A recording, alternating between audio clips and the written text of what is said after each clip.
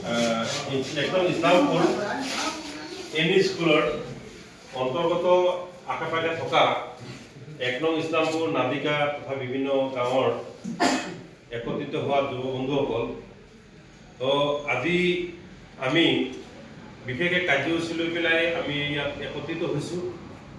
আমি 2-4জন যুৱক আমি মাতিছিলোঁ, সেইমতে আমাৰ যথেষ্ট সংখ্যক আহিছে।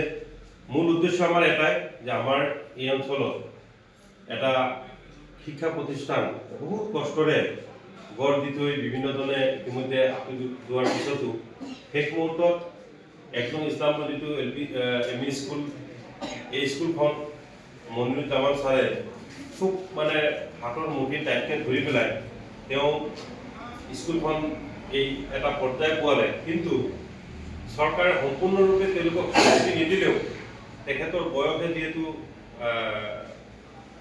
তেখেতৰ ৰিটায়াৰমেণ্টৰ সময় আহিছে আৰু মাত্ৰ কেইদিনমান পিছত ৰিটায়াৰ হ'ব। সেইমতে আমি তেখেতসকলক যাতে বিদায় অনুষ্ঠানটো আমি এটা ৰাজনৈতিক অনুষ্ঠানটো পাতিব পাৰোঁ। আমি প্ৰাক্তন ছাত্ৰ তথা ছাত্ৰীসকলে এই এটা বৃহৎ কাৰ্যসূচী ল'বৰ কাৰণেই আমি তেখেতৰ হৈ আমি যিখিনি কাৰ্যসূচী কৰিম, যিহেতু আমি মাৰ্চত তেখেতৰ কাৰ্যসূচী হ'ব, ইয়াৰ আগৰ সময়খিনিত আমি যাতে সকলো যুৱক বা এই অঞ্চলৰ ৰাইজ ছাৰৰ শুভাকাংক্ষী তথা প্ৰাক্তন ছাত্ৰ ছাত্ৰীক একেলগে বহি আলোচনা কৰিব পাৰোঁ। সেইমতে আজি আমি এটি অফিচ ল'বলৈ বিচাৰিছোঁ আৰু অফিচৰ আজি এই মুহূৰ্তত মই ঠিক অফিচৰ সন্মুখত থিয় হৈ আছোঁ।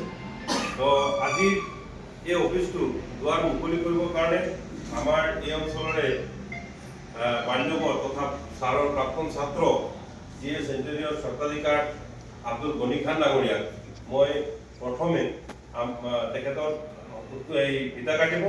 তাৰ আগতেই যিহেতু তেখেতে আজি আমাক তেখেতক এটি গোলাম গামোচাৰে সমৰ্থন জনাব আইজুৰ ৰহমান খান ডাঙৰীয়াই।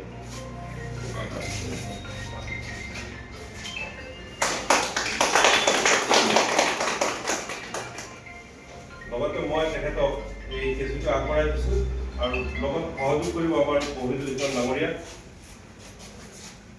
সকলোৱে সোমাই আহিব লাগে। এয়া